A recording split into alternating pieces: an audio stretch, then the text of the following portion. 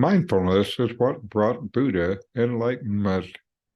These Buddhist basics will empower your own practice of mindfulness. Richard Clarke talks from decades of his own practice.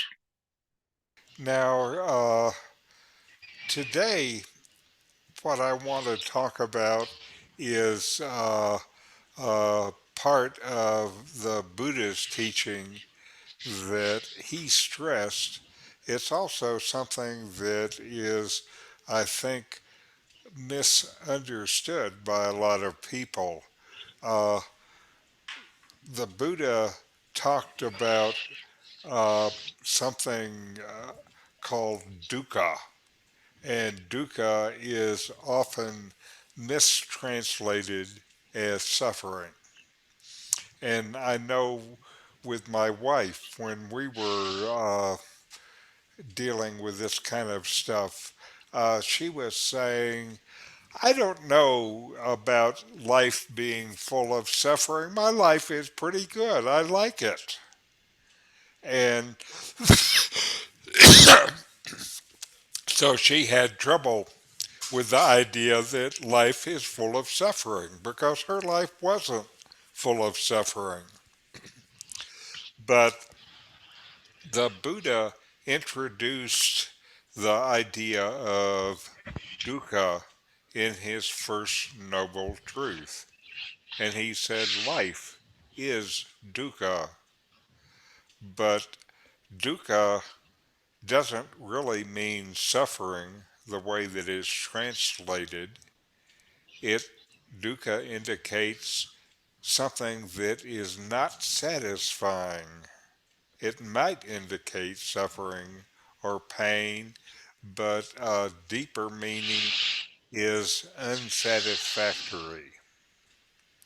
The law of dukkha states that all complexes of phenomena, in other words, everything, is in the final analysis unsatisfactory. Dukkha. This means that there is no thing or state that will bring lasting happiness. We all want happiness, and the kind of happiness we really want is happiness that lasts. The Buddha didn't speak English. He lived in India 25 centuries ago, and people forget this and get stuck on the definition of English words used in translations. But remember, the Buddha didn't use the English word suffering. What he said is that life is dukkha. Dukkha is a Pali word, a variation of Sanskrit, and it means a lot of things. For example, anything temporary is dukkha, including happiness. There is no single English word that neatly and tidily contains the same range of meanings and connotations as dukkha, and I think because of that, maybe it's better not to translate it. Otherwise, you'll waste your time spinning your wheel over a word that doesn't mean what the Buddha meant.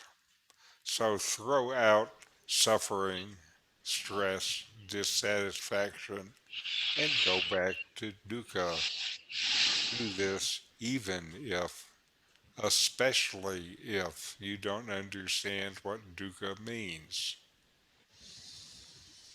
Now, the Buddha taught that there are three main categories of Buddha. They are suffering or pain, impermanence or change, and conditioned states. Let's unpack these one at a time.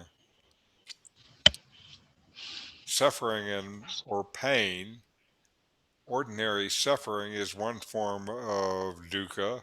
This includes physical, emotional, or mental pain. This is certainly easy to understand. Impermanence or change. Anything that is not permanent, that is subject to change, is dukkha. Thus, pleasure, or in other words, mental happiness, is dukkha because it's not permanent. Great success, which fades with the passing of time, is dukkha. Even the state of bliss that is experienced in spiritual practice sometimes is dukkha because it comes and goes. Everything that comes and goes is dukkha. This doesn't mean that happiness, success, and bliss are bad or that it's wrong to enjoy them. If you feel happy, then enjoy feeling happy. Just don't cling to it. Experience it fully and then let it go. The third of these is conditioned states. To be conditioned is to be dependent on or affected by something or somebody else. According to the Buddhist teaching of dependent origination, all phenomena are conditioned since everything affects everything else. I never really can have free action since everything I do is affected by everything else. So all ordinary action is dukkha since the actions were conditioned by something else and not free.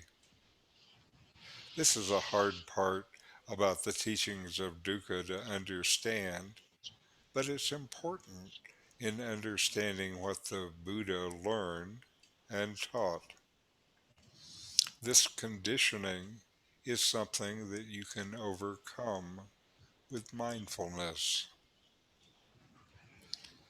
The historical Buddha once summarized his own teachings this way: both before and now, it is only dukkha that I describe, and the cessation of dukkha.